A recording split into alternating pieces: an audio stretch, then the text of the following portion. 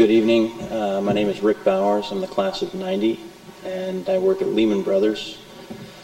Lehman Brothers has essentially several offices, but primary of which is 3 World Financial Center and 1 World Financial Center, which are easily distinguishable from the rest of the buildings downtown because they have kind of green roofs and a green dome. It's a series of buildings that are directly across West Street, which is also known as the West Side Highway. I happen to get into work pretty early every day. I got to work at probably 6:45 that morning and heard the Global Equities research call at Lehman Brothers, and I do that every morning, kind of like clockwork. It's my routine. And when the research call ends, I typically go downstairs and grab my cup of coffee and have a cigarette. And that's what I was doing that morning at about 8:30. So I happened to be outside directly across the street when the first plane hit. And I'm there with the usual suspects every morning, and it was a very strange thing. Your brain doesn't process things in a time like that. But you heard a noise, you knew it was a plane. Your brain tells you that it's a military plane or some other supersonic type of plane, because there's no way that noise could be so loud without it being literally on top of you. And as I looked up and tried to spot where that noise was coming from, simultaneously it blew through the south face. It came in from the north. I happened to be south of the tower, so the impact blew towards me. And we saw a burst of flame and smoke come pushing through the full top floors. And for anybody that's never seen the World Trade Center, it's an immense building. Your depth perception is completely out of kilter when you look at those buildings, because the scale and scope are just, it's incredible. So I'm sitting on the edge of the street and I realized that things are falling. A lot of things are falling, and you're looking up. I was looking up at pieces of things that look no bigger than the size of a compact disc. And by the time that they reach the West Side Highway, you realize that they're chairs or desks or large pieces of metal, glass. It sounded like a hailstorm, just little things, papers, everything you could imagine. Being fairly stupid, I went back inside my building because I figured that was the safest place to be. I went back to the 28th floor of 1 World Financial Center, primarily because I wanted to get on the phone and frankly call my girlfriend and tell her to turn the TV on, because we were witnessing something that was historic. At that point I thought it was an accident, something horrible, but still just an accident, nothing even remotely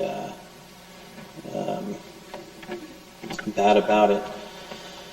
And I did that, and I returned to the windows on the 20th floor, looking now directly across at the building, and I looked down upon the Marriott Marquis Hotel, which stands between the 2 towers for anybody that's been there. And I looked on top of the roof, and I saw what I thought was a body, and I couldn't quite make it out, but I was pretty sure at that point that it was a body. And I remember that one of my colleagues has a pair of binoculars, because our office is right on the Hudson River, and we can see the Statue of Liberty, and we can always use binoculars to look out over the water. So I got the binoculars, and sure enough, it was a woman that she was intact, but clearly she had been pushed by the initial impact out of the building and ended up on top of the Marriott Hotel. And she wasn't on fire, and her clothes were intact, and she was wearing a pink sweater, but she was smoldering. She was smoking.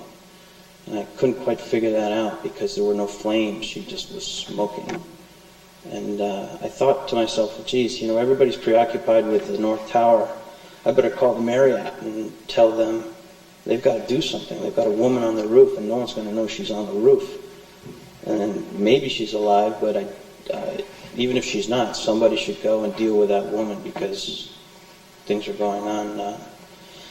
And as I turned to try to figure out how I would contact the Marriott, quite literally my colleagues started screaming. And they were screaming primarily because one by one they were starting to witness the bodies jump. And I shouldn't say bodies, but people were jumping. And not just one and not just two. And I think maybe what people don't realize here is that you don't see it in the newspapers. You're not even seeing it in our slideshow here. But there were dozens of people that were leaping from those buildings. And it was a horrible thing to witness. And they were falling, and they were hitting the West Side Highway. They were hitting the roof of the Marriott. They were falling everywhere. And that was probably the hardest thing for me to witness. And yet it was something that I couldn't turn away from either. It was a strange, sick thing to sit there and force yourself to watch what was happening, because what you're watching is historic. And I think that's been the hardest part for me. It's been, something inside of me said, watch this because it's important. Rather than saying, flee or appreciate the loss of life. It was more of an event for me to witness. And I don't know if that sits well with me. But anyway, in the interest of time, the second plane hit while I was still on the 28th floor. The way we're situated is that we have complete vision of both buildings. I saw my colleagues on the 28th floor run from the windows and jump over desks.